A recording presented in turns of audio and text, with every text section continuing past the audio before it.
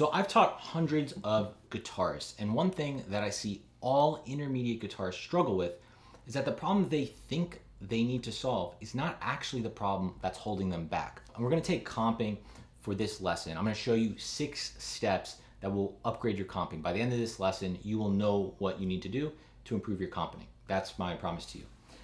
And so let's take just the very basic level of comping. Step 1, you learn a couple of C major 7 voicings. Maybe you first learn this drop 2, and then you learn this drop 3 voicing for C major 7. That's a great starting point. But from there, you might think, well, okay, I learned my drop 2 on this string set, and I got to do it on these other string sets. I got to do all the string sets in all the 5 positions. No.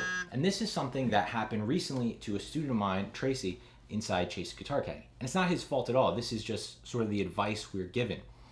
He thought he had to learn the drop 2 voicings on different string sets, and he was having trouble figuring out how to practice those effectively. What I helped him with is that problem of doing all these other drop 2s is not actually the issue he was trying to solve for. When I spoke to him, really what he wanted is just to improve how he's comping and supporting other soloists so that it feels good for them to play.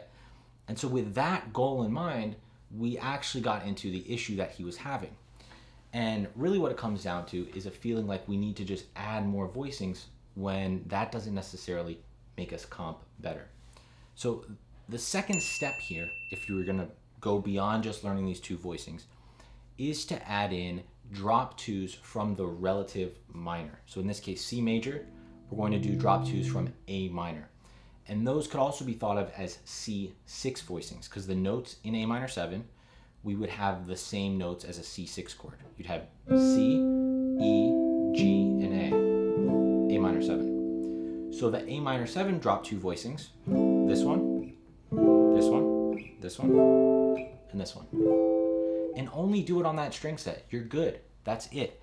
So now if we look at this, we have C major, A minor, C major, A minor, and you can even do the C major. And so that covers us for the whole fretboard.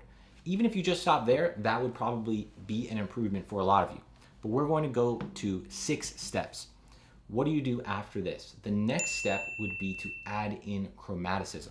And I'll show you exactly what I mean. We can take any of these chords, we'll take the C major, go down a half step, go down a fret, and back up. And that extends the period of time for that chord and gives us another option that is slightly out of the key, right? We're shifting out of the key and bring it back. You could do that for any of these chords. And that sounds pretty good, just using those same voicing we talked about. You could also do it from above. So a half step above also can work great. Let's keep going. So step 4 would be to improve your rhythm. I know this is a big one for a lot of people. They learn this Charleston rhythm, right?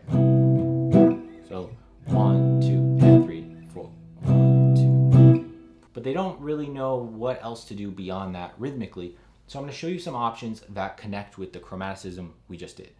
So the Charleston rhythm is a 2-note pattern, right? 1, 2. If we're talking about using chromaticism, we would have 3 chords. 1, 2, 3. So we need some rhythms that work with a 3-chord hit. I'll show you 2 that work really well. You can interchange these and mix them up. The first rhythm goes like this. 3, 4, rest. Notice the articulation here. It's 1. So we really want that second one to be short. You can even slide it in. And then the second option is just 3 eighth notes in a row. And you could start this on an upbeat, you could start on a downbeat. We'll start it on the and of 2, but it can work in many places. Just get used to playing it. So 1, 2, 1, 2. This one you kind of hang on that chromatic note, so 2. We're kind of like extending the tension there and then resolving it. Okay, so even if you knew all of that to this point, these next couple of things will make your comping sound much more advanced. And step 5 is to comp melodically. So we actually want to pay attention to the melody note, that top note on the chord voicing we're playing. And the way I would have you practice this is pick one chord, so C major, like we're doing the whole time. Come up with a melody in your mind that's just a single note. 3, 4. So maybe that's the melody that I hear. And then I want to harmonize those notes to be used for comping. So that might sound something like this. 3, 4.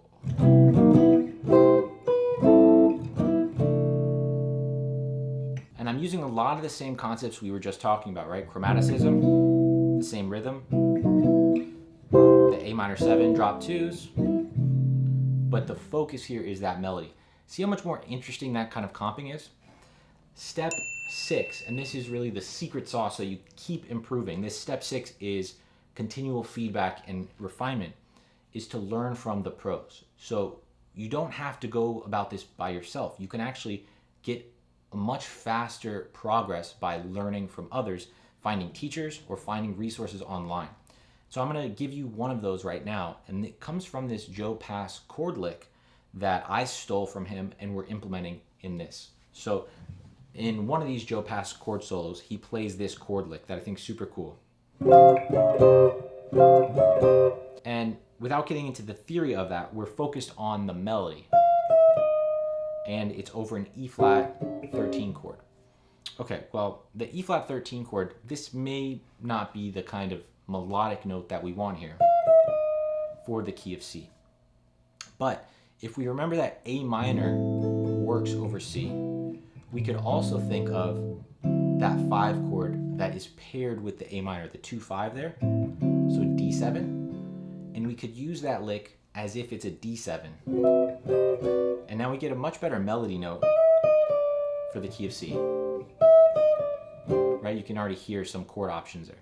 So I'm just moving that. So it's D13, up a half step, E flat 13, but E flat in the top note, and then D13 with D in the top note. Okay, so let's use that chord voicing. So I've stolen that, I'm working it into my playing, trying to see where it fits. And that's actually not the only place it fits.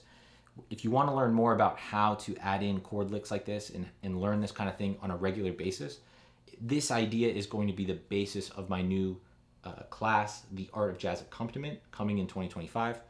And a lot of the chord and harmony work that I do within Chase's Guitar Academy is based on this kind of approach.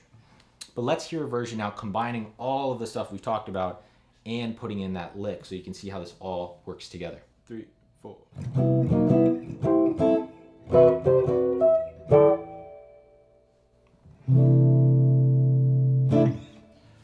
Okay, so if that was interesting to you, let me know in the comments what you guys want to see next.